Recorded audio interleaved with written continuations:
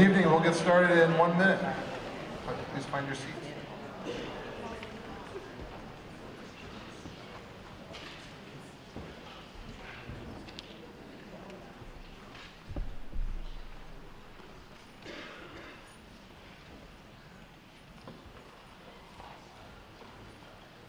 Good evening. My name is Henry Turner. I'm the principal here at Newton North High School, and welcome to the first annual Newton for a Better World. This event, we really started to think about this event over a year ago now. After our school had dealt with some challenges both within our community and some of the growing tensions, or the tensions outside of our community around the country, and we started to think about what are ways in which we can help our students start to learn and develop skills of the heart. Tom Friedman wrote an op-ed in January of last year that was titled Skills of the Heart.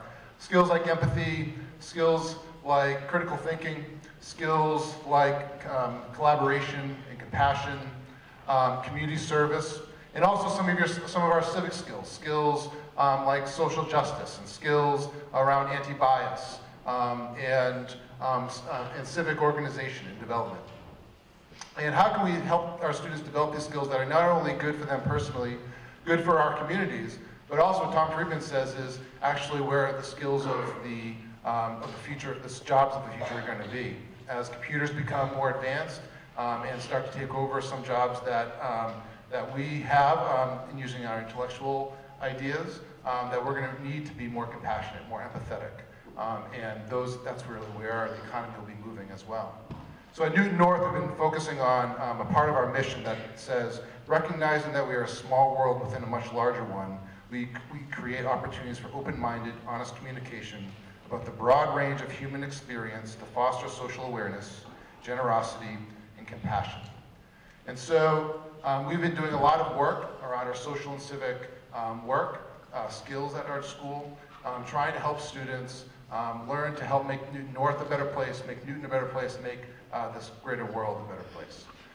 Tonight, the idea is to help us learn from thought leaders who have done this work and are currently doing this work both here at our school and around the country.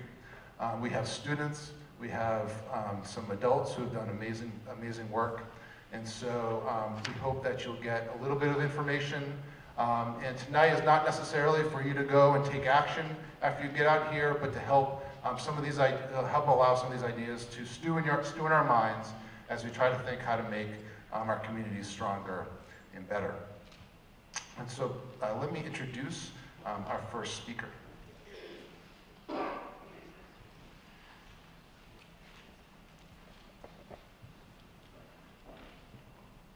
I shall say that the point of tonight is also to get a little bit of ice cream too at the end. Is that okay?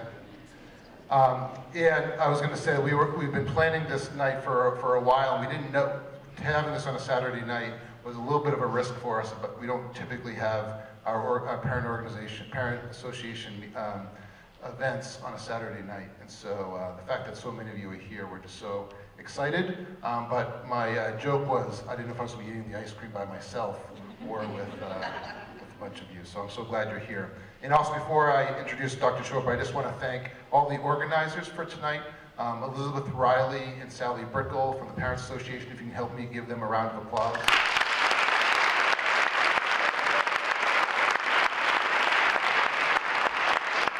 And then also, we had 4 students who've done an amazing job. They're part of our leadership class and also some leadership roles here at Newton North. Alisa, Patricia, Josie, and Sadie. If they're in here, if we can give them a round of applause as well.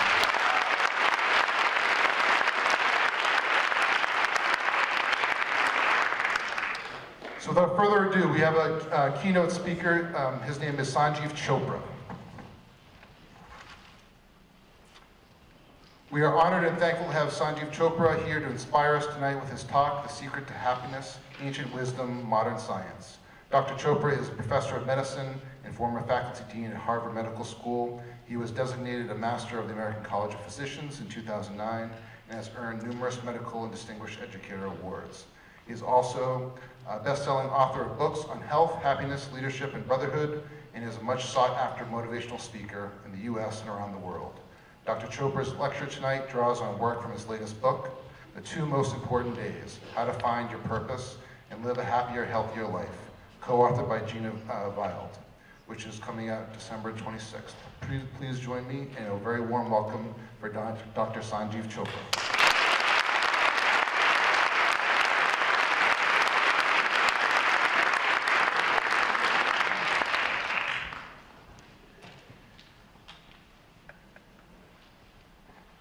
Thank you so very much, Principal Turner, for that very kind and warm introduction. I'm delighted to be here this evening and to share with you some of my reflections about what is happiness, what is a life that's lived with purpose, how did the ancient philosophers think about it, what can we learn from modern science. One of the themes Principal Turner touched upon was compassion. There's a wonderful saying by His Holiness the Dalai Lama. He says, be kind whenever possible. It is always possible. He also once said, if you want others to be happy, practice compassion. If you want to be happy, practice compassion. In the Talmud it says, compassion is the highest form of wisdom. So I see a number of young people in the audience, and I'm really thrilled about that because they are the future leaders of our world.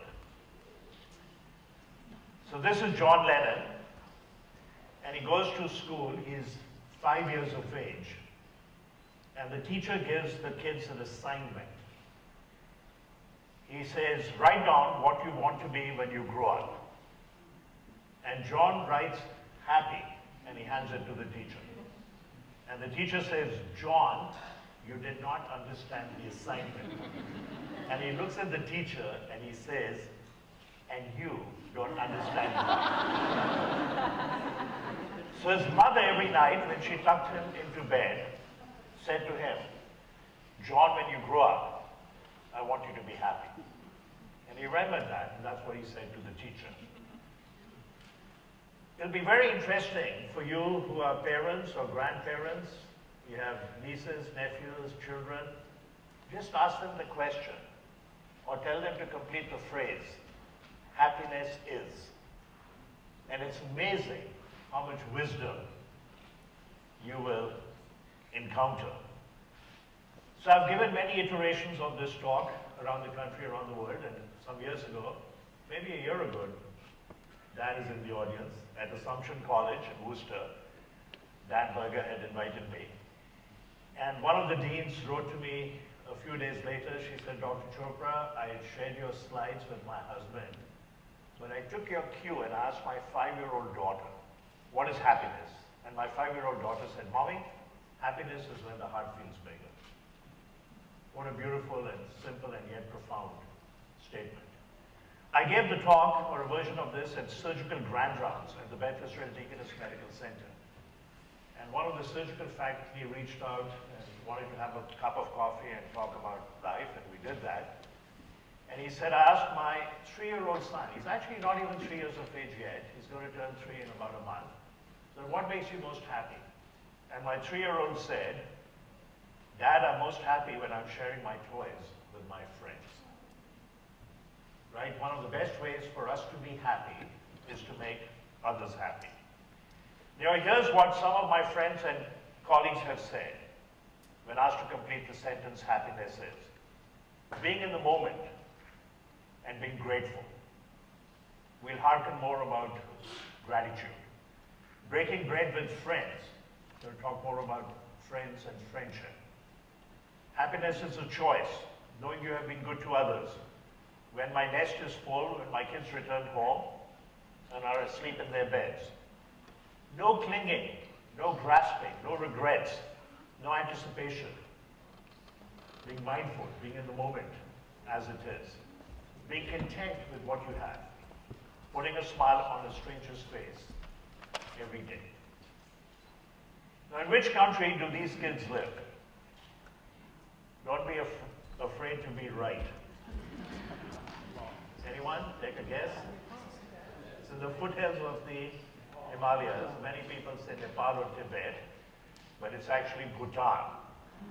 And what's unique about this country is that the ruler of the country some 30 years ago said gross national happiness is more important than gross national product.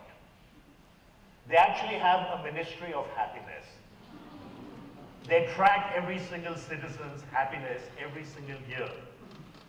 Each year, the 12 happiest countries in the world are listed based on a very good, sound, scientific survey, interviewing thousands of people. And Bhutan is always in the top 12 countries. Let me make a distinction between happiness, joy, and bliss. Happiness is the sensation of feeling good. You're pleased. It's an internal experience. You express it outwardly. You smile. You extend that positive feeling towards others. Joy is much more exuberant. It's temporary, but it's intense. Almost a sense of euphoria. And bliss is the experience of intense joy anchored by a sense of connectedness. Connectedness with others and with nature. If you want to witness bliss, all you have to do is go to a playground and watch children play. Or maybe this evening when they're having Cabot ice cream. And the kid falls off the swing, bruises his knee, cries, and 2 minutes later they're back in bliss. Very interesting. Now, how many of you sitting in the audience have had a recent vacation? Can you raise your hands, please? Few. How many of you have a vacation coming up? All right. What's wrong with the rest of you? Now, those who have a vacation coming up, can you raise your hands again? All right. I'm looking at each one of you, and you all have a big smile on your faces. So I call it future, present, and past. Just the thought of going on a vacation will give you happiness. When you're there, be in the present. Enjoy the moment. Enjoy the sunset, the sunrise, the birds chirping, the walk along the ocean, the round of golf, a cup of coffee. And you don't have to go to Milford Sound in New Zealand, one of the most beautiful spots on this planet. You could go locally. We live in a beautiful part of the country. We can go to many different spots in Massachusetts, but also Vermont, and New Hampshire, and Maine, the Cape, Martha's Vineyard. And while you're there, if you really want to be happy, be in the moment. What's not allowed, if you want to be happy, is to take 1,600 selfies. Right? And when you come back, and your best friends and your family will ask you, how was your vacation? And you're reminiscing about it, you'll be happy.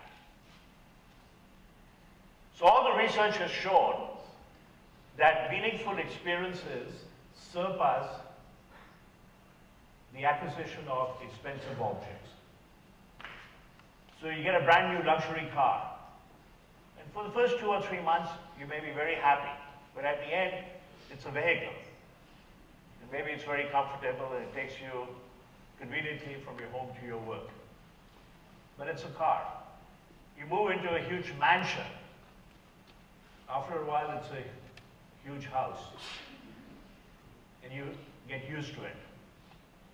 This phenomenon is called hedonic adaptation. Hedonic adaptation. In contrast, if you take part in charity events or you travel, you spend time with friends, you will experience much more lasting happiness. Look at the contrast here. Somebody wins a lottery on a scratch ticket. I happen to know people who've done that. Scratch ticket, $3, and won $20 million. What happens to them a year later? Most of the studies have shown that those people are less happy than they were before they won the lottery. Their friends and relatives came out of the woodwork, demanded they pay their mortgage. How did you get so lucky? And some of them have wasted that money in frivolous things, including material objects.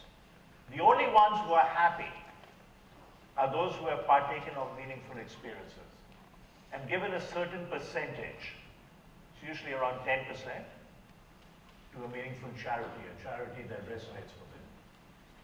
And look at the flip side. One of the worst fates that can befall a human being is for one to break one's neck and become a quadriplegic. Right? You remember Christopher Reeves? Superman, taking part in an equestrian competition, fell off a horse and became a quadriplegic. And for the first 2 or 3 months, he's very unhappy. There's always this, why did it happen to me? Why didn't God do this to me? But at the end of a year, sometimes before that, they're back to baseline, sometimes even happier. It's hard to believe that. This is what Christopher Reeve said. He said, I'm not living the life I thought I would lead, but it does have meaning, purpose, there's love, there is joy, there is laughter. He had a better appreciation of the sunset and the sunrise, the birds chirping, his friends coming, visiting him, reading a nice book, listening to music, poetry. And he also had an amazing and dedicated wife. Human beings are amazingly resilient. And that's what helps us bounce back from adversity. Adversity, in fact, is a gift. The gift of adversity.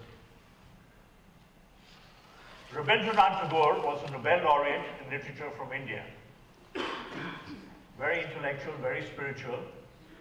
In 1912, he wrote a series of poems in his native language, Bengali. It's called Gitanjali. And the following year, he translated it himself into English, and he won the Nobel Prize in Literature. He's the one who coined the term Mahatma for Gandhi.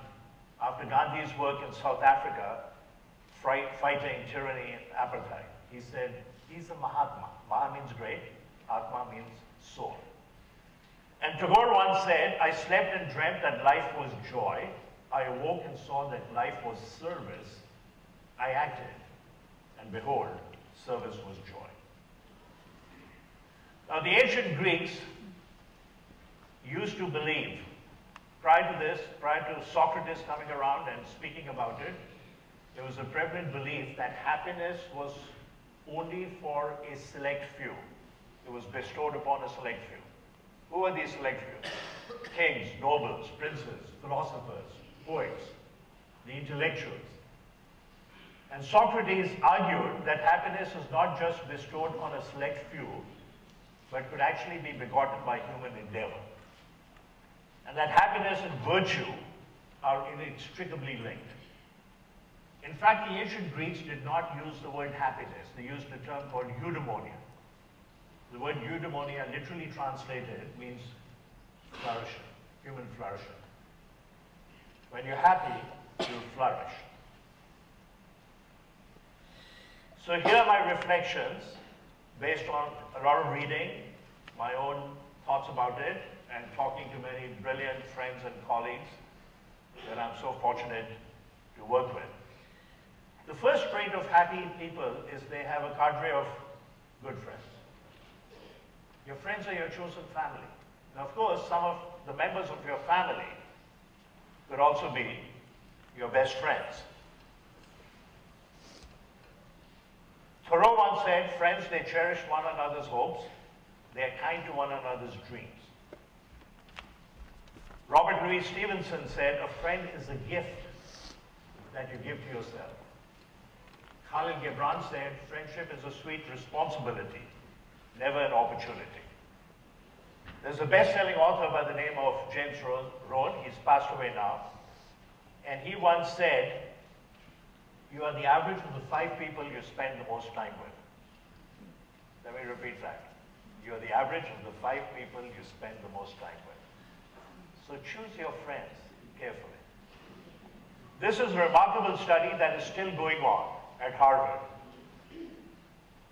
It started almost 80 years ago. Hundreds of college students, a significant number going to Harvard, but the rest from Dorchester and the poor parts of West Roxbury. And they were interviewed every year. There are about 19 of them still alive. They are now 92 years of age. We have had 4 principal investigators.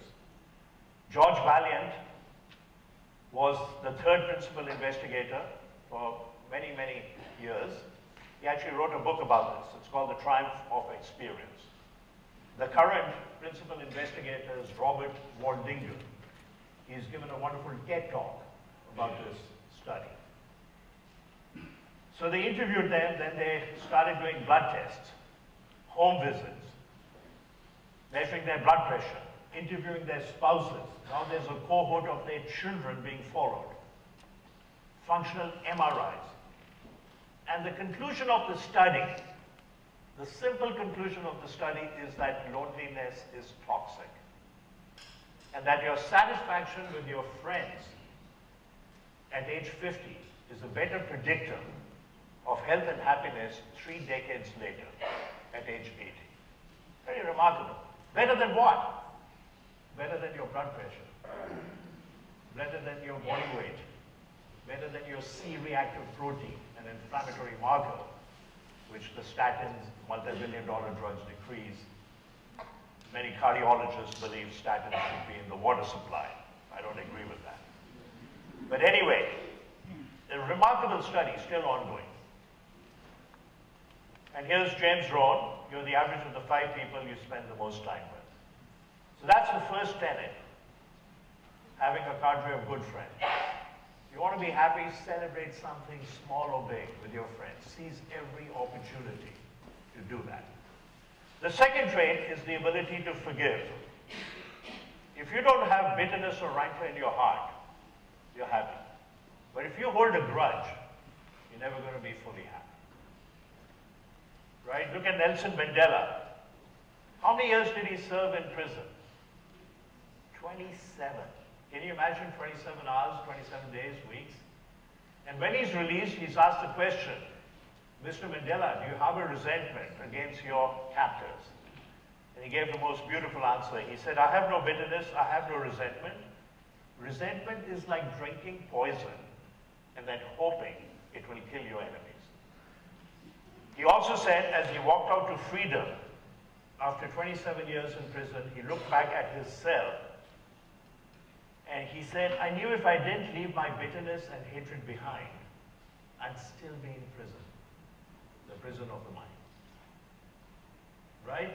The Buddha once said, resentment is like holding a hot coal in your hand with the intent of hurtling it at somebody who offended you. That person's moved on. Meanwhile, you're burning your hand. Gandhi said, the weak can never forgive.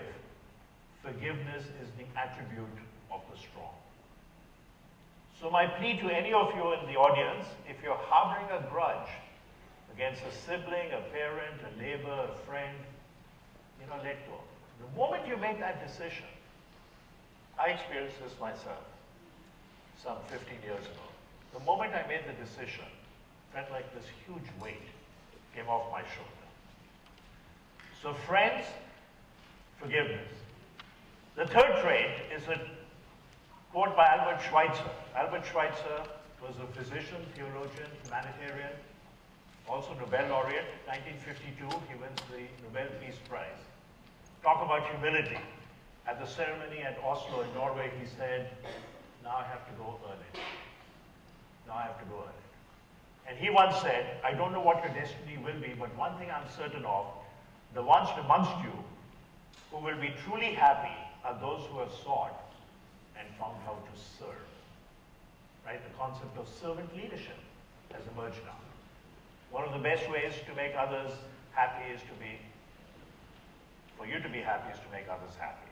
And many of you are doing this wonderful work, and I heard about what the school is doing in helping others who are less fortunate. So I've termed this for others. So there are 3 F's, friends, forgiveness, for others. But the fourth tenet begins with the letter G. What is it? Say it again. Gratitude, right? It's not God, it's gratitude. And that's derived from the Latin root gratia, meaning grace, graciousness, or gratefulness, highly prized tenet in all the major religions. I'm defining gratitude as the experience of something positive gain, but coupled with the realization that somebody else was responsible for that gain. And gratitude, like compassion, can be cultivated. You can make it a habit. One of the easy ways it happens is if you meditate. Meditation will automatically nurture those feelings of compassion, kindness, gratitude, connectedness with others. There's an ancient saying you should meditate once a day, and if you don't have time to do that, you should meditate twice a day. Now this is the landmark study. It's called the Catholic Nun Study. There were about 180 nuns that in the late 30s, 1930s, joined the Notre Dame convent. And the Mother Superior said to all of them, on one page, write down a little bit about who you are, what you're looking forward to. And then 60 years later, the researchers were able to authenticate the handwritings, and they classified their statements into low gratitude and high gratitude. And you can read the examples on the screen. I think the first one is sort of neutral. It's not that low, not that negative. But look at the second one. The past year has been a very happy one. Now I look forward with eager joy to receiving the holy habit of Our Lady and to a life of union with love divine. So they're all 23, they're all single, they stay in the same convent, they eat the same food, nobody drinks, nobody smokes. What happened to them? On average, the nuns who expressed at age 22 or 23 high gratitude lived 10 years longer. Absolutely remarkable. If there was a pill we could take to live 5 years longer, it would be $1 trillion success. So this is the study. Positive emotional content in early life autobiographies strongly associated with longevity 6 decades later. This has been duplicated in other studies. Happiness also positively correlates with academic achievement. This is a small study published a couple of years ago by Christina Hinton, Harvard Graduate School of Education. Happiness is positively associated with both intrinsic and extrinsic motivation, and strongly associated with GPA for grades 4 to 12 students. Kids that are happy will flourish, back to eudaimonia and the Greek term for happiness. Now, I was taught this game by my younger granddaughter. Her name is Mira. They live in New York. She's now just turned 11, but she was about 7 years of age. So 4 years ago, they come to visit, stay with us in Boston. And we're sitting for dinner, and she says, Nana, which means maternal grandfather, before we have dinner, we're going to play a quick game. I said, Mira, what's up? She said, it's called Thorns, Buds, and Roses. I said, I don't understand. She said, I'll explain. She said, my thorn for today is my cousin was coming for a play date, but her father got busy and couldn't bring her. Thorn, negative. My bud is she's coming tomorrow. And my roses are, Nana, you took us this morning for breakfast, then you took us to Barnes & Nobles, you got me 3 books, and after dinner, you're going to tell us an amazing story. You're such a good storyteller. Thorns, buds, and roses. Always finish on the positive. You have to have more roses than thorns. That's part of the rule. This is called the Rosada ratio. Marcel Rosada's research led to this, which refers to the ratio of positive expressions to negative expressions. So negativity is very heavily weighted. If you say something negative to a student, a colleague, you now have to say 3 positive things simply to neutralize it. If you say something negative to your spouse, you have to say 6 positive things to neutralize it. So this is a very simple game you can play every single day at dinner. It takes 2 minutes. And it changes the way we approach the world and the way we are expressing gratitude. It's back to expressing gratitude.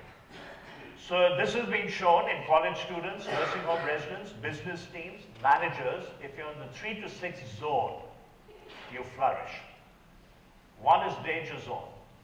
For every negative thing, you only say 1 positive thing. But if you say 11 positive things, that's also the danger zone. I can only speculate as a physician that these are people who are perhaps manic and they haven't been diagnosed and treated yet. It's the only explanation I have. So some ancient reflections about gratitude. Cicero, gratitude is not only the greatest of virtues, but the parent of all the others. G.K. Chesterton, I would maintain that thanks is the highest form of thought, and that gratitude is happiness doubled by wonder. Goethe, to speak gratitude is courteous and pleasant, to enact gratitude is generous and noble, but to live gratitude is to touch heaven. There is a formula called the happiness formula. This is based on studies done in monozygotic twins, comparing them to dizygotic twins. And what it says is that 50% of our happiness is a set point. It's like the thermostat in this room. And you know families where there may be 3 kids, and 2 kids are happy and the 3rd kid is not that happy. Same parents, but inherited different genes. So that's 50%. Only 10% is living conditions. Whether you live in a mansion in Beverly Hills, or in the shanty towns of Joburg, or the slums of Calcutta. As long as you have a roof over your head, some running water. 10%. And 40% is voluntary action. What we can do to make others happy, to be of service. But this formula is fluid and dynamic. How can we increase that set point? You know it. Exercise, behavioral cognitive therapy, meditation, and very importantly, expressing gratitude. So Robert Emmons, I'm stuck here.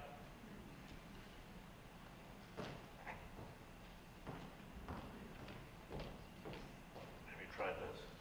Yeah, good, thank you. So Robert Emmons is considered the father of modern positive psychology. He's done research on this. He's published a simple book called Thanks, How the New Science of Gratitude Can Make You Happy. 6 weeks of every day expressing elements of gratitude, writing them down for a few minutes, increases that set point by an astounding 25%. This was a randomized controlled study. Other studies have supported this. Viktor Frankl, Holocaust survivor, he wrote Man's Search for Meaning in 9 days. Remarkable. He once said, happiness cannot be pursued, it must ensue as the unintended side effect of dedication to a cause greater than oneself. Albert Schweitzer, Nobel laureate, he said, success is not the key to happiness. Happiness is the key to success. A lot of people think when I get that next promotion, when I get that next house, new job, new car, join a country club, I'll be happy. That's not true. Again, hedonic adaptation. And Thich Nhat Hanh, Vietnamese monk, he was the keynote speaker for us at a Harvard Medical School continuing education course some years ago. He's in his mid to late 80s now. He had a stroke a few years ago. He's recovered remarkably well. Amazing individual. When Martin Luther King Jr. met him for the first time decades ago, he was so impressed, he nominated him for the Nobel Peace Prize. And Thich Nhat Hanh has wonderful books and sayings, and he once said, there is no way to happiness. Happiness is the way. So I decided some years ago, when I was giving the first iteration of this talk, that, you know, Siri has the answer to every question. So I said, Siri, what is the secret to happiness? And I'm not making this up. The answer came back. It is unequivocally chocolate. And uncanny, 2 days later, I'm in Rochester, Minnesota, to be a visiting professor at Mayo Clinic. And early in the morning, I get ready and I go to a coffee shop and I get my coffee. And I'm leaving, and next to the coffee shop, there's a chocolate shop. It's closed. It's 6:30 in the morning. But there's a wonderful sign in there. It says, money can't buy happiness, but it can buy chocolate. It's kind of like happiness. So here are the happiest countries. Year after year, it's Denmark. This year it was Norway. And you can see Bhutan is in there, Australia, Austria, Costa Rica, Singapore, Switzerland, Sweden, Canada. America is 22 to 28. And then something interesting happened in the year 2014. All 12 countries were Latin American. Number 1 was Paraguay. Number 2 was Colombia. The only country that stayed from this list is Costa Rica. All 12. I have only one speculation. I think for the first time they asked a questionnaire in Spanish. But why Denmark? Denmark, they work 35, 40 hours a week. They have free medical care, free education, lots of maternity, paternity leave. Many of them live in communes, 7, 8, 10 families living together. One mother has to cook once a week. That's a formula for happiness. The others help out. Let's say each family has 2 kids. They think, my God, I have 14 cousins. They play with them. Some of the parents have their parents or grandparents, and they regale them with stories. Life is storytelling. Very powerful.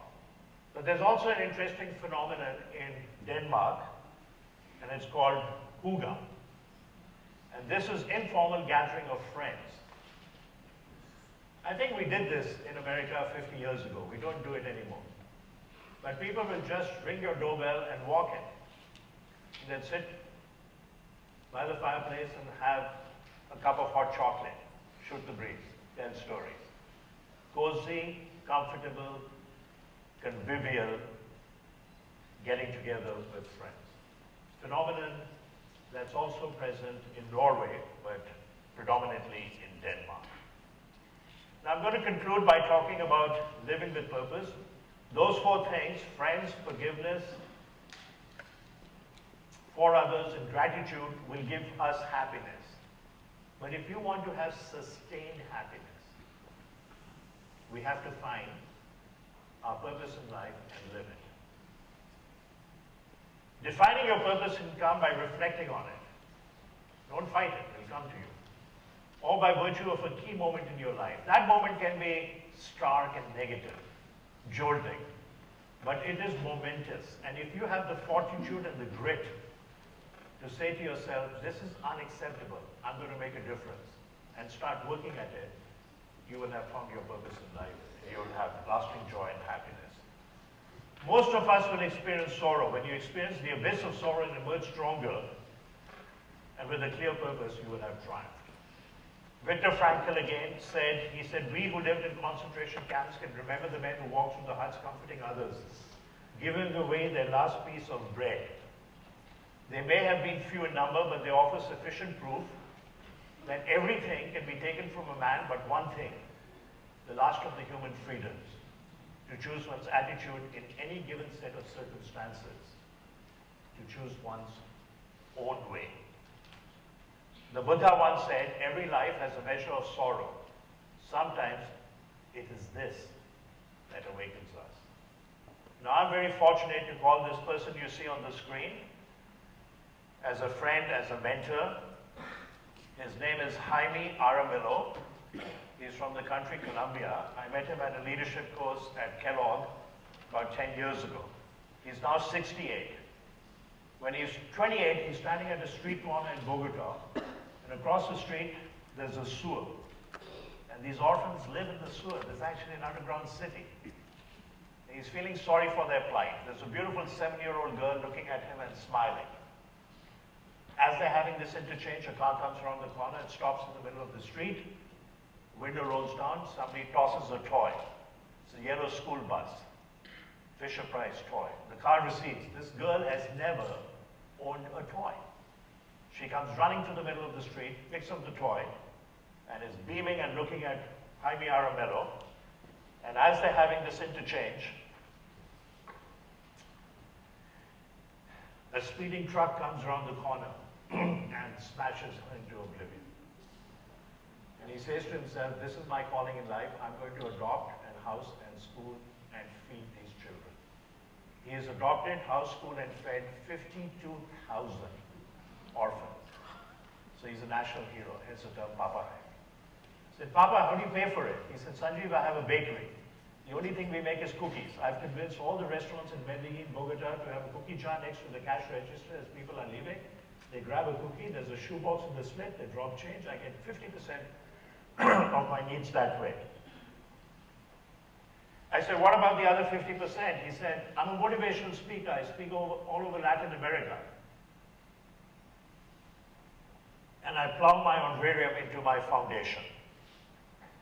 So I said, Papa, I'm sure that doesn't cut it. He said, you're right, Sanjeev. Whenever I need money, out of the blue, people help me. I don't even ask for it. I said, give me an example. He said, 3 weeks ago, I needed 41,000 US dollars to pay my bills. So I go to 3 banks and they turn me down. I said, Papa Jaime, you already got loans with us at the lowest rate. Don't even tell anyone, but we can't give you more loans. So he's coming back to his office, and there's a street woman across the street. She crosses the street, gives him a hug. Papa Jaime. And he turns to her, says, are you hungry? She says, yes. He says, come to the office. You can have coffee and cookies. So she's sitting in his office having coffee and cookies, and he's on the phone calling 3 other bankers. And she can tell that he's being turned down. So she looks at him and she says, Papa, how much money do you need? Sanjeev, I told her I need 41,000 US dollars. She smiles and she says to him, I'll give it to you. Sanjeev, I said to myself, she's cuckoo. When she opened her purse, she had $60,000. Son had sent her the money to get off the street, move into home. She says to him, I've saved some other money. I can move later. You need it, your children need it, take it now, no questions asked. You can return it if you want, when you want. So that kind of thing happens to me all the time. He then showed me the photograph of a young lady with 3rd-degree burns on the entire left side of her body. She was one of his new orphans. She didn't follow the rules, crept outside, was begging outside a fancy restaurant. The restaurant owner called the police. It was not the police that showed up, it was a death squad. They put her back in the gutter and torched her. And he rescued her. She underwent 17 reconstructive surgeries. Then came to our country on a computer sciences scholarship, is back home, is married, has a 3-year-old, and he says, Sanjeev, that 3-year-old is my grandchild. Plays with my biological grandchildren. He also showed me the photograph of a young, handsome man dressed in impeccable white with a tennis racket in his hand, flanked by Pete Sampras on one side and Agassi on the other. Junior national champion of the country Columbia in tennis, one of his orphans. Grown up to become nurses, accountants, lawyers, surgeons, and many of them are giving back through his foundation. But he found his purpose in life 40 years ago by witnessing the tragic death of that beautiful 7-year-old girl. Joseph Campbell, wonderful series on PBS with Bill Moyers, late 80s. Joseph Campbell studied mythology, the power of myth, a hero's journey. He once said, follow your bliss, doors will open where there were no doors before. It's one of my favorite quotes. The 2 most important days in your life are the day you're born and the day you find out why. Each one of us has a singular purpose in life. Now, who says these 5 things? I should have said, I love you more often. I should have had the courage to pursue my dreams and aspirations. I should have traveled more. I should have been the bigger person and said, I'm sorry. I should have spent more time with my friends. Who says this? You know it. People in hospice. What are your greatest regrets in life? This is what comes up. Nobody says, I should have worked harder. I should have taken less vacation. I should have made more money. I should have lived in a bigger mansion. I should have belonged to 4 country clubs. I should have bought a new Tesla every 6 months. Right? So the point of this is, let's all make sure we're doing this now. Let's not have any of these regrets at our deathbed. I'm going to conclude by telling you the story of Adam Braun, He studied at Brown. He did a semester at sea. And on a lark, every country he went to in Africa and Asia, he picked an 8-year-old kid off the street. And through an interpreter said, if you could have one wish in the world, what would it be? And this 8-year-old girl in an African country says to dance. Another girl in a different country says, for my mother to be well, hold my hand and take me to school. He says, you didn't understand the question. Repeat the question. They repeated the answer. He goes to India, he meets an 8-year-old beggar, boy. Same question. And the boy says, a pencil. Adam is dumbfounded. Have any wish in the world, you want a pencil? It turns out the kid would be begging, and these kids would come out of school, they'd sit on the wall next to him, they'd open their notebooks, they would have a pencil, and they'd be drawing and writing, and they'd be happy, they'd be hugging each other. He thought his ticket to happiness was a pencil. So Adam buys a bunch of pencils. Every country he goes to after that, he doles out pencils to young kids on the street. He comes back to New York. He's haunted by the image of this 8-year-old beggar. All he wanted was a pencil. So he starts a foundation called Promise of a Pencil. He wants to build one school. It's going to cost him $40,000. He has now built 200 schools across Africa, Asia, and Latin America. Forbes magazine lists him as one of the most influential people in the world under the age of 30 years. His grandmother, her name ironically is Eva Braun, 92 years of age, Holocaust survivor. She says, Adam, I was so proud of you. You had a job at Bain in Boston. What is this pencil thing you're doing? He calls her Ma. He says, Ma, sit with me.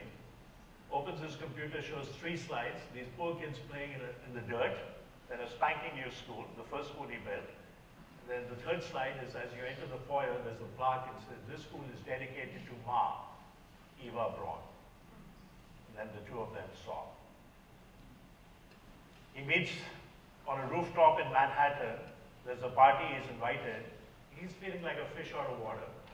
So an elderly gentleman walks over to him, says, young man, what do you do?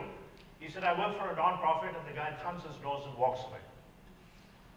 As he's walking away, he says, sir, may I have your card? So the guy hands him his card, and he emails him 2 days later. He says, can you please spare 10 minutes and have a cup of coffee with me? And the guy agrees to meet him, and they sit down. He turns to this older, distinguished individual. He says, I don't work for a non-profit. I work for a for-purpose organization. Right? The word non-profit can have a negative connotation. What's the CEO making? 1.7 million? What's the overhead? 80%? All these junkets? I work for a for-purpose organization. We make schools for poor people all over the world. We're going to finish in 2 minutes. Have you heard of the starfish parable? So there's this young lady walking on a beach. There are 10,000 starfish stranded. She picks one, twirls it, throws it into the ocean, picks another one, twirls it, throws it into the ocean. As she's walking, there's an older gentleman sitting on a chair, reading a book, smoking a pipe. He says, young lady, come here. What are you doing? There are 10,000 starfish stranded on this ocean. You see the beach, on this beach? You see the beach across there? Thousands of starfish stranded there. You think you're making a difference? So she picks up the starfish, twirls it, throws it into the ocean, and says, it made a difference to that one. So the stories I've told you about Adam Braun and Papa Jaime can be very intimidating and daunting. But we don't have to do that to live our purpose and to change the world. We can affect one human being's life, and that will be well worth it. So I'm going to conclude by sharing with you my purpose in life is to fulfill my dharma, which is a Sanskrit word for vocation, moral compass, authenticity, truth, to teach medicine, leadership, and happiness, to do it grounded in humility, with an ardent desire to learn every single day, to express gratitude to my family, friends, colleagues, and students who inspire me in countless ways, and in some small measure, inspire everyone I meet. I invite you to reflect on what gives you the greatest joy, what resonates for you. Take a few minutes later, reflect on your purpose, and write it down. You may wish to share it with your closest family and your dear friends. It is my fervent hope that you will find lasting happiness and it will light up every single day of your life. Thank you so very much for your attention.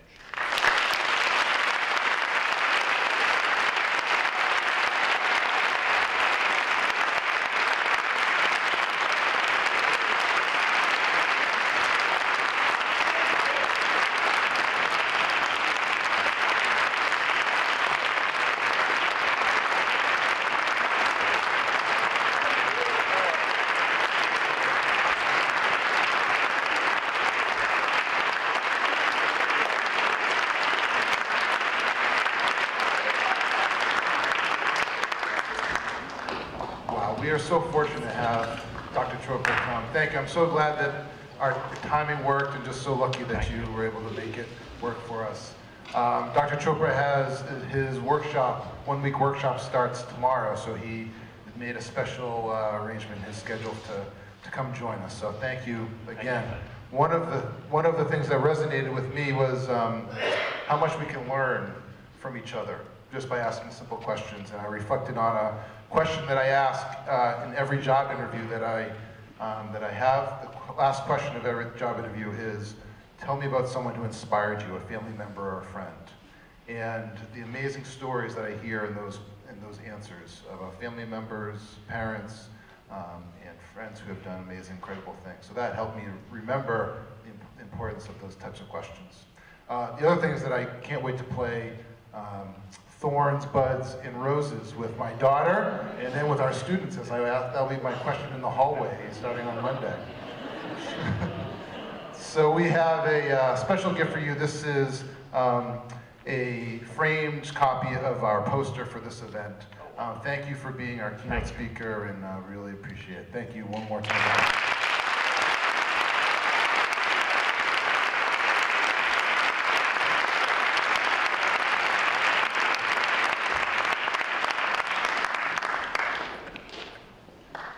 Okay, so the rest of our night is going to be a mix of both student speakers as well as adult speakers who have made a difference in our community. And similarly, hope that we get a little bit of information from them. Think about what they've done. Hopefully they inspire us for our next acts. So our next first speaker will be introducing, our first person will be introducing our first speaker is Josie Joseph.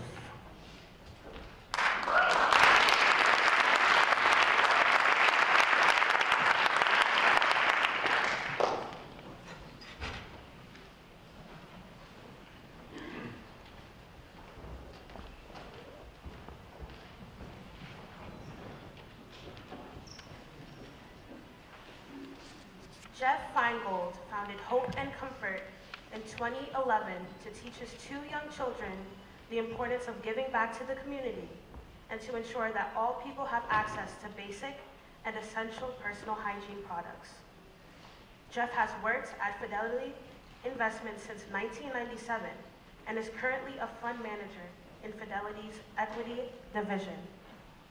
He received a BA from Brown University and an MBA from Harvard Business School, and currently lives in Weston with his wife Lauren and their 2 children, Kenny and Gracie. In addition to his professional experience, Jeff has participated in dozens of philanthropic and volunteer activities over the last 20 years, including teaching classes to Boston inner city youth on topics such as kindness and journalism, leading hundreds of his co-workers at Fidelity Investments to help rebuild inner city schools and organizing numerous food and clothing drives for the homeless. Please help me welcome Mr. Feingold.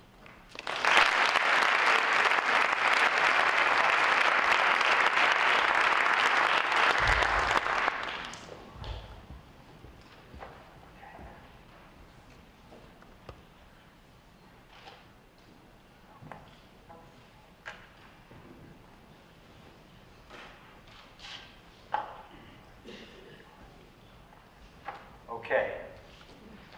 Thank you so much. Normally, I would probably be nervous and not want to speak after the keynote. It's a little daunting sometimes, but that was so amazing and heartwarming and moving that I'm definitely going to make an exception. That was truly spectacular. I don't know if Dr. Chopra is still here, but actually I wanted to say that, and then I'll get on to it, but one of the reasons for the talk tonight is how lucky I am. And my wife and I and my family went to an organization this morning, Cradles to Crayons, where we were sorting and packing toys and clothing. And we have at home, and I'll get into some of the other things we have a closet. When we go to parties, my wife, when she's out, she gets little things. And I was going to raid the closet of Legos and other things that I could bring to Cradles and Crayons. And on the top of the, I don't know if Dr. Chopra is still here, but on the top of the closet was actually 3 of the big 5, Dr. Chopra's books. So I think it's pretty appropriate. That was wonderful. Thank you so much for having me. Sally and your staff, thank you so much. It's a real pleasure and honor to be here. Thank you to the principal. Thank you also to June Berenstein and Sadie and her family. Michael and Lily are here. They're very supportive. Been wonderful friends and very supportive to Hope and Comfort. My name is Jeff Feingold, and I am the president and founder of Hope and Comfort. And I am really fortunate. We certainly, of course, just heard a lot about gratitude. A wonderful thing to hear about prior to my speech. I'm very lucky. As was mentioned, I've been a portfolio manager at Fidelity for the last 10 years. I have a full-time job for the last 20 years at Fidelity. I live in Weston with my wife, who has a full-time job. She works at Beth Israel. And I have 2 terrific kids. I was going to say in the speech at least most of the time, but I realize that's a negative. So I'm going to script that. I'm going to strike that from any future speech. But now at least I'm positive. I was very lucky that at an early age, I really learned the importance of giving back. Really in college, I was a big brother. And I think that was really the first opportunity for me to understand how important and powerful it is to give back to others in need. And now, especially as a parent of 2 kids, I really understand and take to heart how important it is to teach them how lucky they are.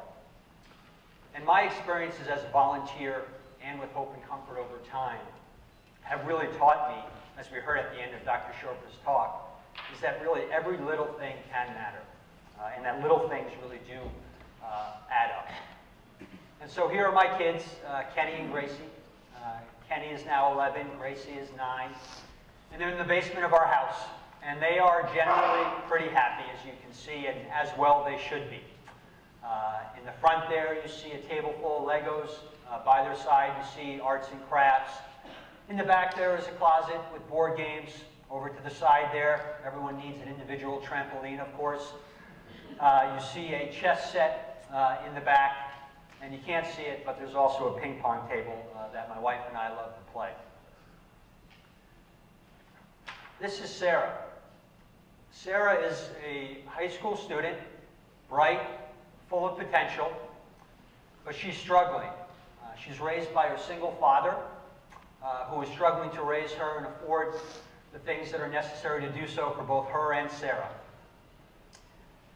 The high school where Sarah is at reached out to Hope and Comfort, which is a local nonprofit that collects and distributes personal care products, to talk a little bit about Sarah. Sarah has begun to isolate herself from the rest of her students, embarrassed about her body odor and her appearance, and she's being teased and bullied. So they reached out, and in turn, Hope and Comfort provided a hygiene kit to the school and to Sarah in a quiet and discreet but quick manner with deodorant, soap, shampoo, toothpaste, and toothbrushes. And fortunately, we heard back several weeks later and months later that things had begun to improve. Sarah had begun to bring herself back into the school community, was feeling more confident, and had begun really to live up to her full potential.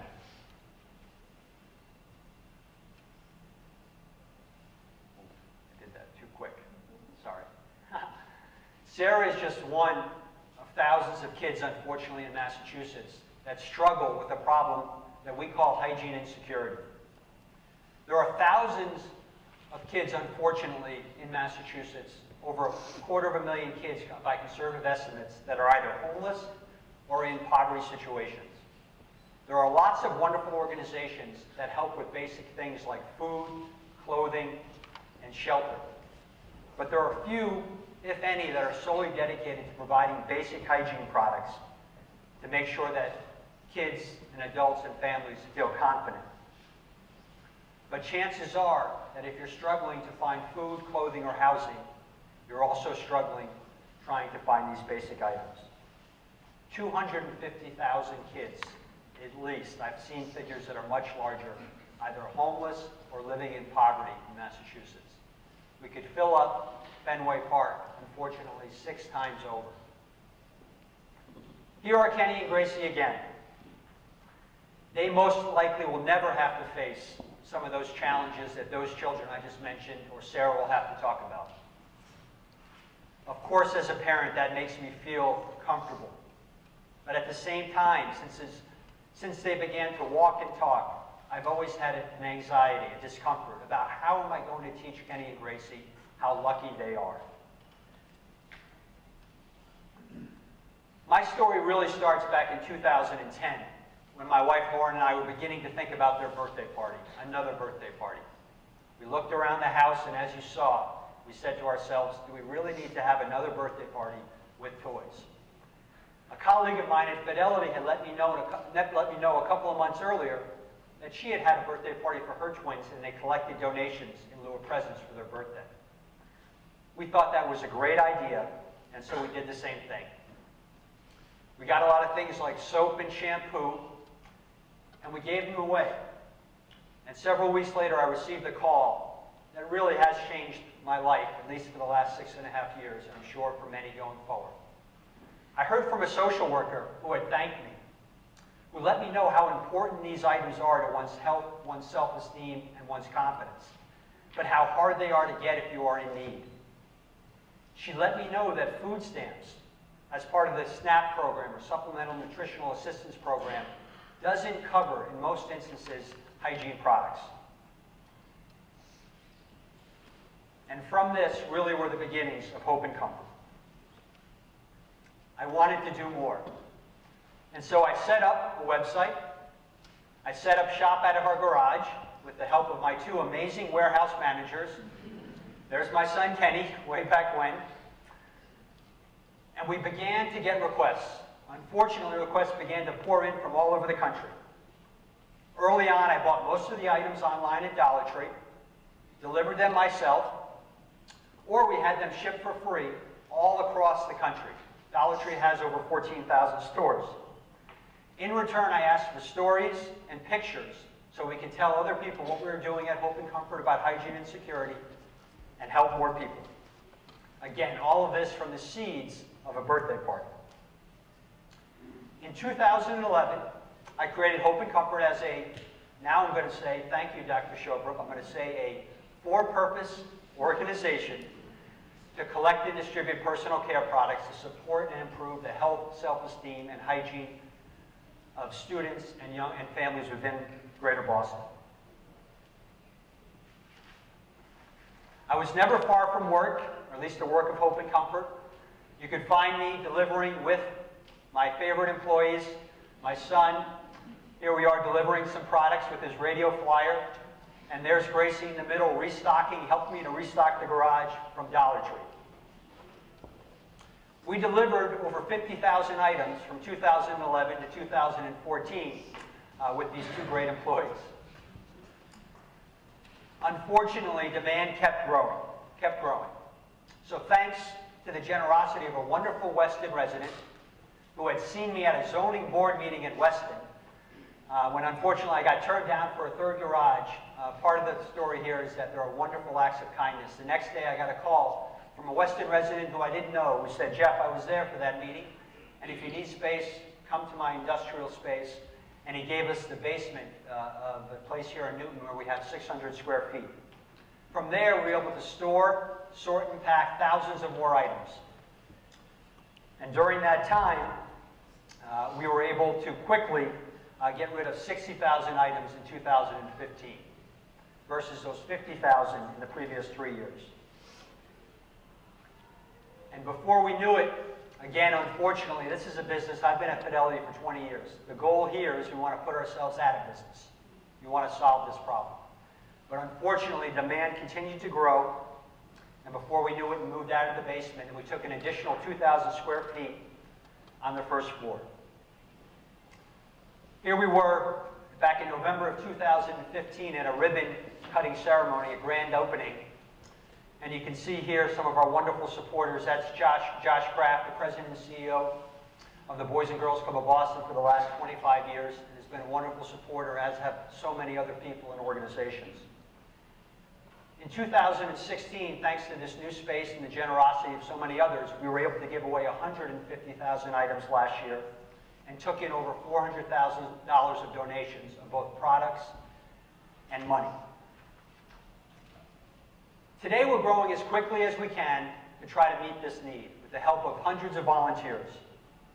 We have bold plans. This year we'll give away another 150,000 items, but we're growing our capacity very quickly, including hiring our first executive director, Jesse Madelman, who's here. And with that, and with the help of our board members and so many others like June and her family, we hope to double our capacity to over 300,000 items next year and more moving forward. And most importantly, from all of this work, we're making a difference. Here's a thank you note that we got from a young girl in Boston Public School who says, "I used to be embarrassed to smile with unfortunately, my teeth were yellow. Now I can smile with my white teeth."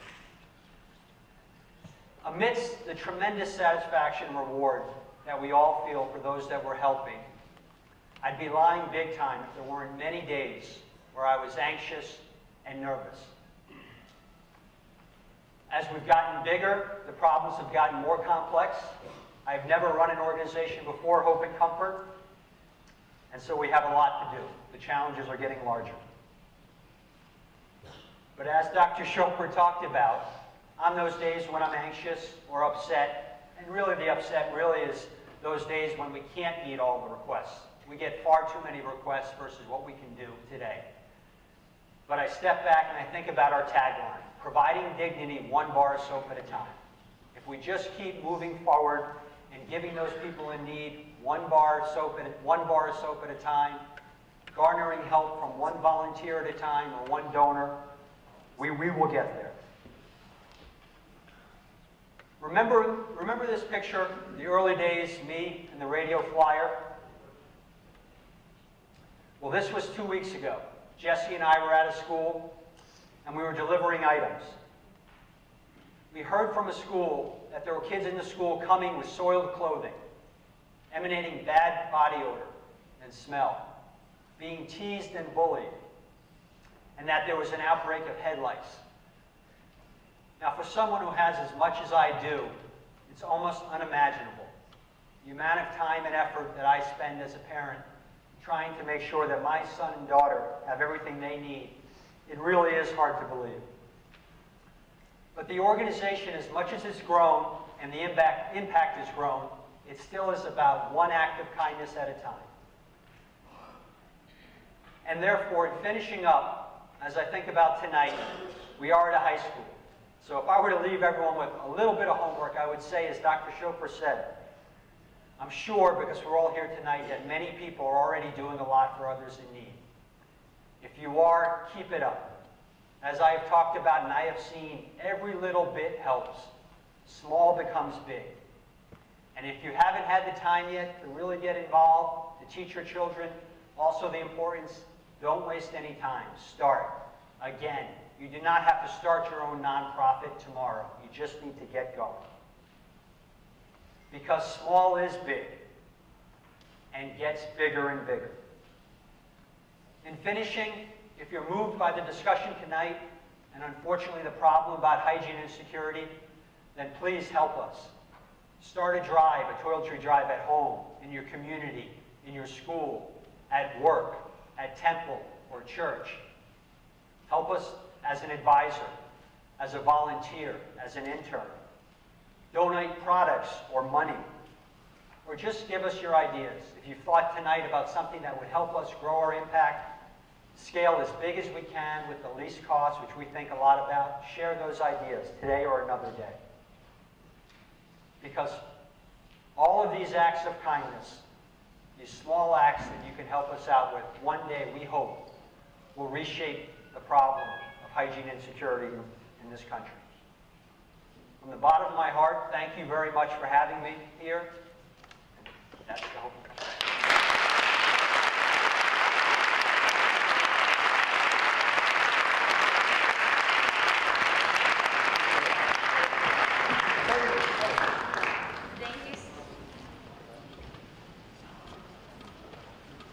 Thank you so much for sharing your story with us tonight. Here's a token of appreciation from our community.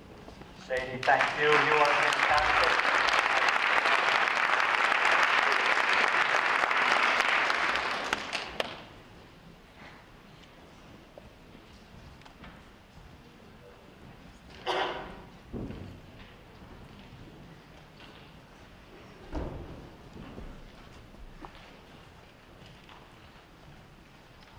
Hello everyone, my name is Pally Zenga Josephson.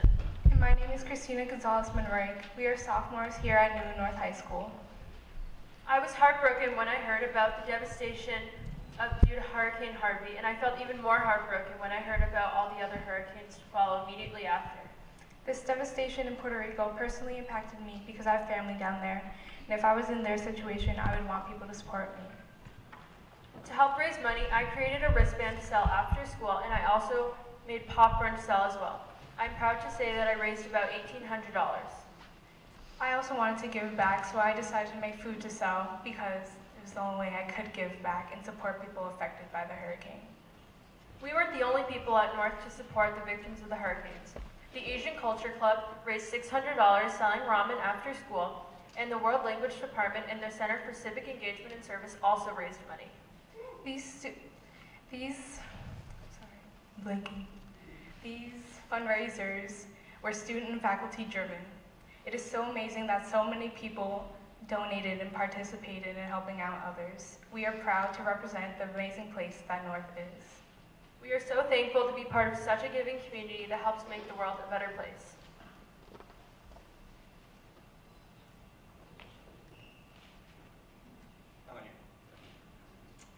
Hi, I'm John Flores, and I'm a senior at Newton South High School. So, 2 years ago, or 3 years ago now, I was a freshman, like everyone else, but I was coming from a private school, and so I didn't know anyone. I didn't know any of my peers, and I felt very alone, very isolated.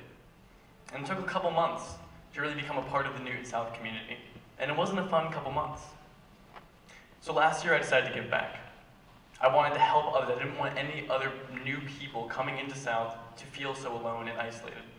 And so I created the New to South Club, a club where we took the transfer students coming from all over the world, as well as the people like me coming from a private school in the area, and we meet once a week, every week, to come together and have a community so that I can empathize with them and they can meet each other and we can create a community so that we can help each other and they don't have to feel so alone.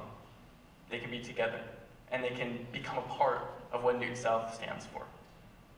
I'm proud of what I've done and I'm glad that I have been able to help those make a better time with each other at South. Thank you.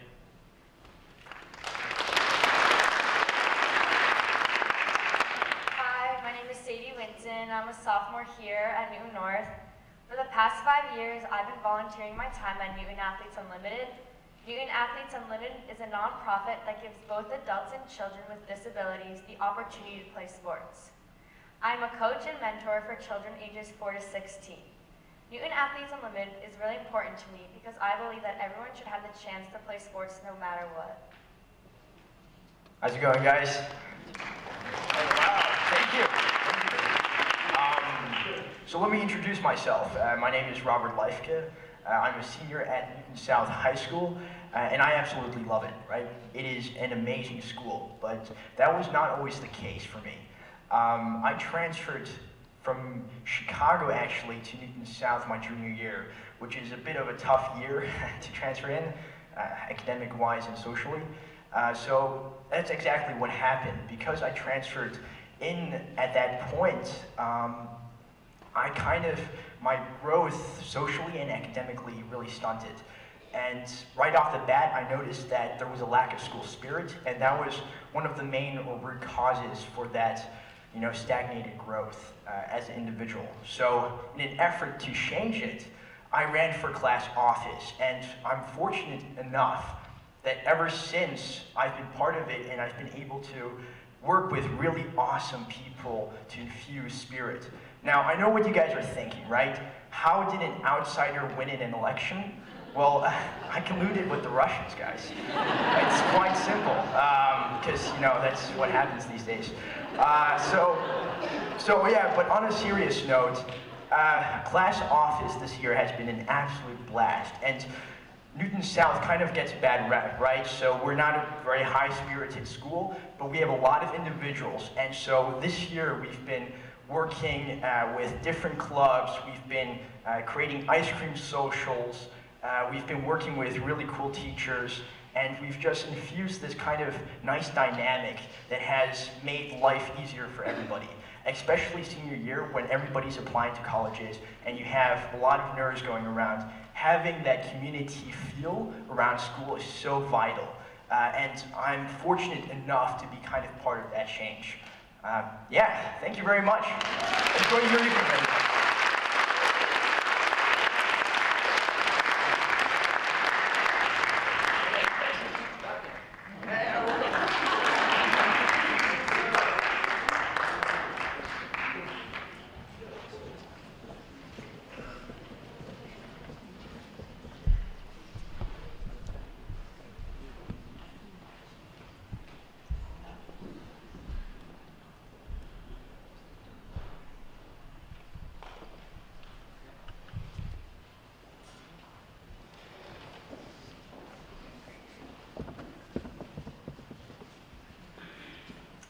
Hi, I'm Patricia, and I'm going to be introducing David Waters.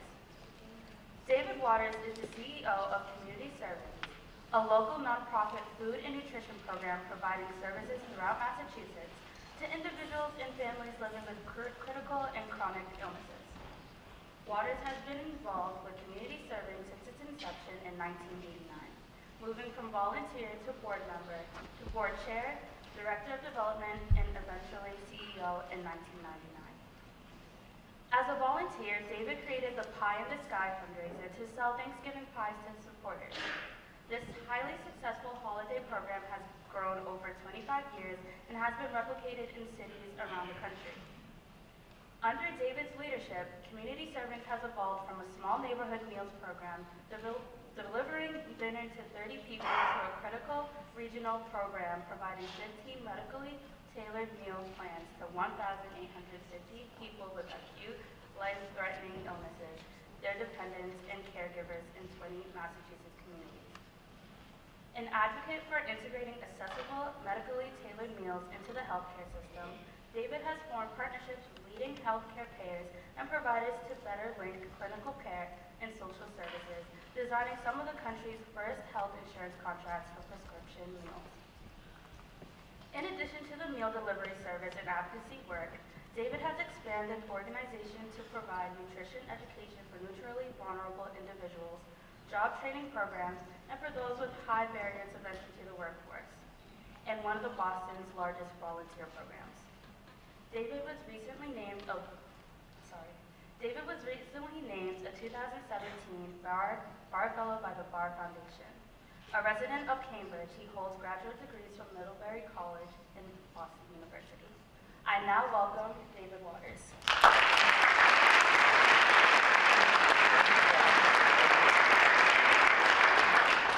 Hey everybody. I came to talk about a bake sale. You guys know anything about bake sales? Those of us who went to public schools, we always know bake sales. But Dr. Chopra talk makes me want to make it a little more personal, which is to say when I was in high school and in college, I, like many of you, had a fair number of blessings. I had a roof over my head. I only had one parent, but I had a loving mother, wonderful siblings, and I was reasonably happy. But I wouldn't say that I was an optimist. And what brought me to optimism was a bake sale. I was a young kid, and my secret was that I was gay. And I couldn't cope with that when it was a difficult time. It wasn't something, you didn't see it on Will and Grace. And it was very hard to come to terms with it until I came out of college. But that was also the time when AIDS came along. And AIDS, if you were gay in those era, meant that you would die. And so something as intimate as falling in love was, at least emotionally, a death sentence. Now we know, happily, that that's no longer the case. But I used pie to make sense of AIDS. And that's what I want to tell you about. So Community Servings is a program to feed people who are sick. We started feeding people with AIDS 27 years ago. What you probably don't know about the AIDS epidemic is the majority of people actually died of malnutrition.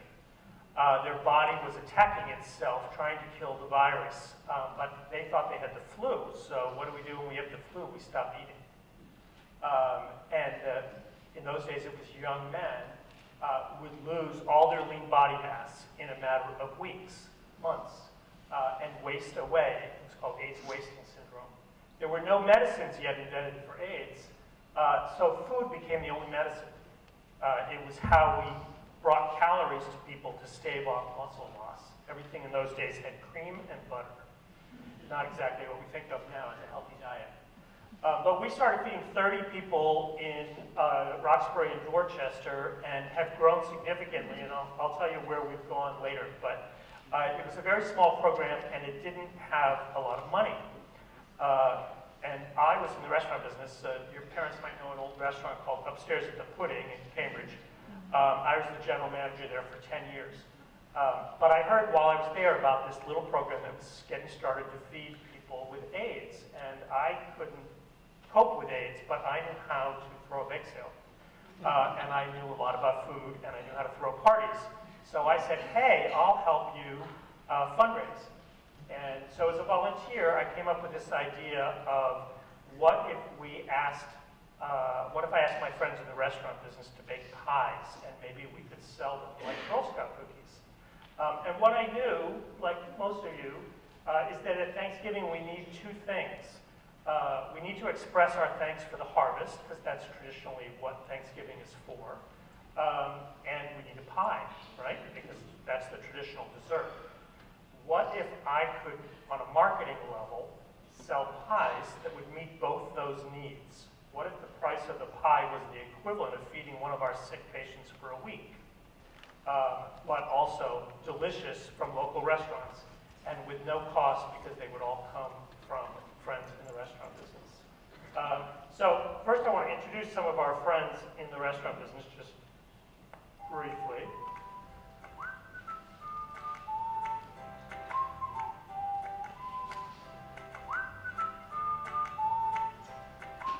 Pies, I love pies. I think pies are like happy food. My favorite pie is definitely blueberry pie, and I love how you can pack tons and tons of fruit into a pie. We have a trick at the bakery where we cook down the fruit before we add more fresh fruit, and that way you're able to add almost twice as much fruit into the pie. Apple pie. Apple pie. My mother makes the best apple pie. No matter how far I go in this career, in this industry, I don't think I'll ever be able to make an apple pie like my mom. I try every year, and I'm never happy with it. It goes back to when I was a boy and we climbed mountains or large hills and collected blueberries for the family. We brought them back down off the mountain and we made blueberry pie with a little zest of lime and lime juice, touch of lavender. That's my favorite pie today. Pie is a fantastic invention. I think, again, from childhood would be something like pumpkin pie. I would say a really good apple pie is not only my favorite pie to eat, but to make. I love banana cream pie, coconut custard pie, deep dish blueberry pie, and here's a pie that most people don't make that that we make at our restaurants when strawberries in season, strawberry pie. So I knew people in the business, and I said, would you bake us pies, and we'll try and sell them. This is 1993. And we were able to get 500 pies donated, and we sent our friends out to start selling them. And we came together a week before and felt like we were failing because we'd only sold about 400.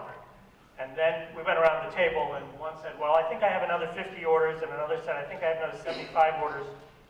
Another had, another 50. And suddenly we realized we'd sold 1,000 pies.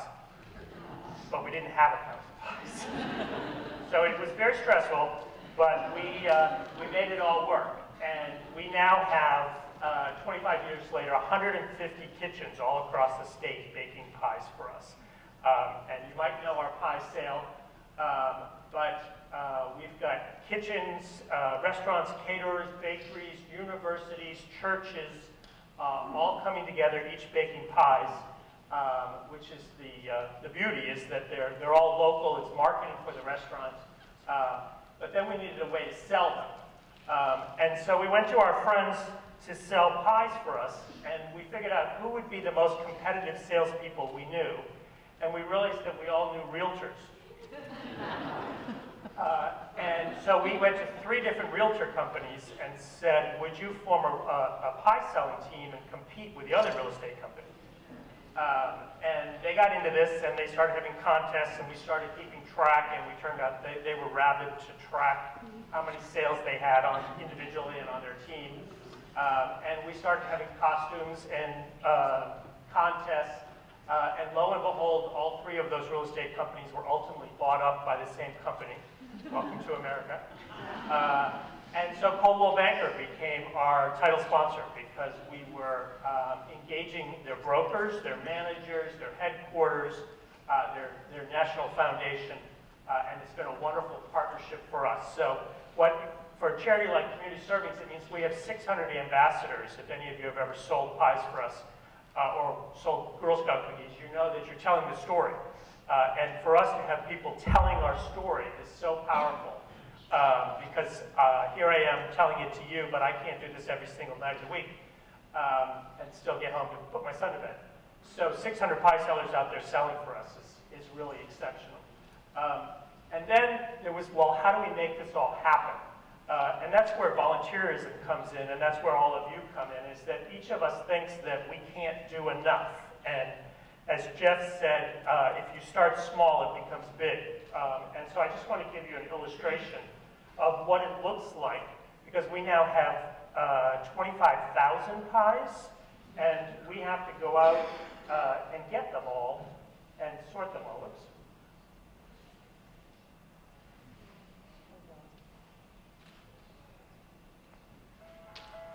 So here we are at the convention center with 200 volunteers, but we've got 25,000 pies at 150 kitchens all across the state, and we have no staff to go get them. So we go out and get friends with trucks and SUVs and moving companies to go out and bring them. We bring them all to the convention center, and then we have 200 volunteers of all ages sorting them, because when pies move in trucks, they get broken. And sometimes when they come out of the oven, they're burnt, or sometimes the box gets flipped over. So all 25,000 pies in one evening have to be opened, quality checked, and resorted to then go out to 120 different locations where you're going to pick up your pies. So if you live here in Newton and you've bought our pies before, you're probably going to Coldwell Banker office here in Newton, but you wonder how they might get there. Well, this is how they get there. This is pies moving from one side of a convention center where we turn the heat off and turn the air conditioning all the way up to make it into a cold storage room. And this is the volunteers packing them all to get from an empty room to a full room to an empty room within 24 hours. And that's the story of pies.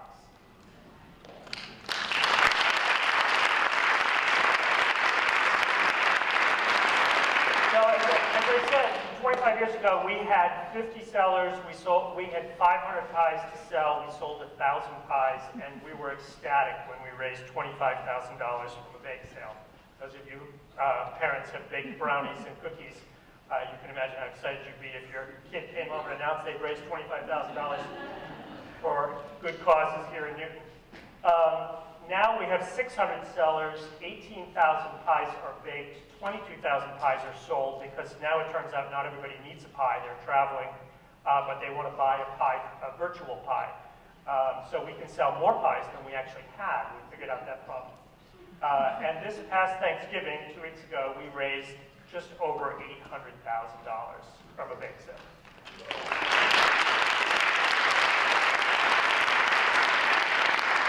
And I went back and did the math, and I figured out that in the 25 years that we've been doing this, we've raised $10 million to feed people in the neighborhoods here who have nowhere else to turn when they're sick for cancer or kidney failure or diabetes or AIDS.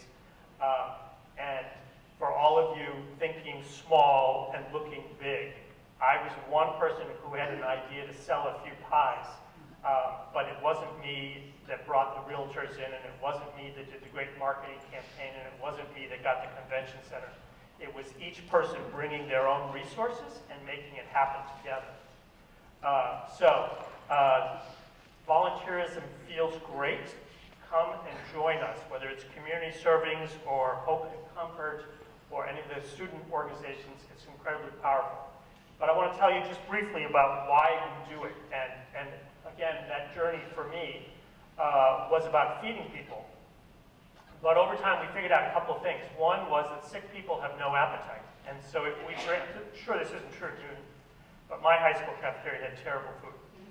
And so we wanted to make sure that what we were bringing to people wasn't my high school cafeteria food, because they had no appetite. And so the gray mystery meat, they wouldn't eat it, and the effort would be wasted. So at community servings in our kitchens in Make Plain, we make all of our food completely from scratch. We take bones and vegetable scraps donated by local farms, and we boil them down, and we make soup stocks. We don't open cans. We don't use soup base. We use virtually no salt or sodium. But we also figured out early on that different people need different kinds of meals. So we have the ability to do 15 different medical diets. So you need a diabetic meal because you need to control your glucose. You need a renal diet for kidney failure, and you got to control potassium. Or you're on a blood thinner, and you've got to control your leafy greens, what's called a low vitamin K. But then we discovered that 70% of our patients had more than one illness. They had AIDS early on and then just developed breast cancer. Or they had diabetes that escalated to kidney failure, and they had a stroke. And so we now have the ability to combine 15 different diets, 3 of them into the same meal. So the meal becomes like a prescription. It's going to be exactly what you need to eat when you're unable to shop and cook and you want beautiful food and you want to be able to feed your children so they're not taken away from you. But it also is the science behind it to bring you exactly what you need to eat. And that leads to the next step of the story, which is about healthcare. We realized that we weren't just feeding hungry people, we were really changing people's health. And so, there's an illustration of our different diets. But we realized we were changing people's health. So about 3 or 4 years ago, we started going to public health leaders and hospitals and Congress and saying, you know, if you feed people and you control their diet, you could keep a lot more people out of the hospital. And if we prevent one night in a hospital, we save enough money to feed somebody who's low income, sick, and very scared for 6 months. So I was a guy scared of AIDS, who knew something about food and pie sales, but I've evolved over the years into somebody thinking about healthcare reform, cost savings, and now research to prove that if you can feed people, you can lower costs. And I can tell you, we partner with MGH, and our latest study shows that if you feed somebody that 5% of the population who goes into the hospital repeatedly and takes 50% of healthcare dollars, if you feed them and control your diet, control their diet, you can save 16%. Less ambulances, less ER, less hospitalizations, And that's how community serving has evolved in that arc across 25 years. So just to show you briefly, the core of our program is to feed sick people and provide them with nutrition education. But we need lots of people in our kitchen, so we started volunteer programs. So like Cradles to Crayons or the Food Bank, we're a very large volunteer program, lots of high school kids, lots of college kids, but also people through the court system or to qualify for food stamps, they have to come and do service to get food stamps for their families. Out of that experience, we ended up hiring a lot of people with criminal records because they were good workers in our kitchen. Now 30% of our employees have criminal records. And we realized that they were great workers, and we wondered why other people coming out of the system weren't. So we decided to create a job training program where we would teach food skills to people coming out of prison or coming out of addiction and rehab programs or mental health and homelessness programs. But while they learn to work in the food business, and we leverage our friends you saw earlier to get them jobs, they're helping us make meals. And when they walk in the door, their biggest deficit is not a lack of work history or criminal record, it's a lack of self-esteem. They think that no one wants them, that they're the unwashed, if you know that expression. They think that their mistakes have forever castigated them. And we say, we need you as much as you need us because you know how to peel and chop, you know how to ladle soup. And it's a transformative experience for them. 90% of them as mature adults are getting jobs, keeping jobs, and we're tracking it. But really what we're doing is finding more people in the community who have the ability to help us feed more people who are sick. And it's a really beautiful win-win. Out of that, we've also gone to farmers and said, you know, you have a lot of produce that Mother Nature doesn't make pretty. And when you and I go to the market, we want that perfect tomato. But what do they do with the ones that aren't perfect? They throw them away. They plow them under. But if we're in their farmyard with an empty truck, they'll give them to us. The farmers markets in your community, at the end of the day, the tomatoes have been sitting in the sun. They're going to rot overnight. The farmer doesn't have a refrigerator. He's going to toss them in the dumpster on his way home. But again, if our truck is there, he'll give them to us. And before he's even back in his farmyard, we're making Thank you, David Waters. Thank you to all of you for such a great performance and speeches. I also just want to thank the Center for Civic Engagement and Service here at Newton North, the school council, PTSO, Sally Brickell, Elizabeth Riley did an amazing amount of work. She went far and wide to get speakers, to also just to get inspiration for this event, and to our student speakers. We can thank all of our organizers for this great event.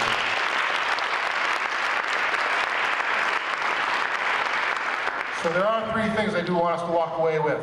One of them is to pay it forward with a friend, someone who's not here. Share an idea that you took from today and share it with them.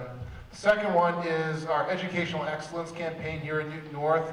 We're kicking it off this week, which is going to be focused on raising money for our Center for Civic Engagement and Service. If you could help spread the word with your family and with your friends about that, we're hoping to raise money so that we can bring events like this more to North. We can help engage kids more at North in service, in community service here at Newton, and their work around the country.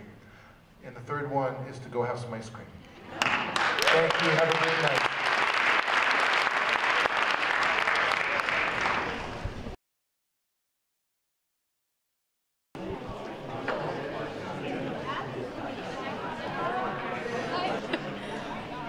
Oh boy.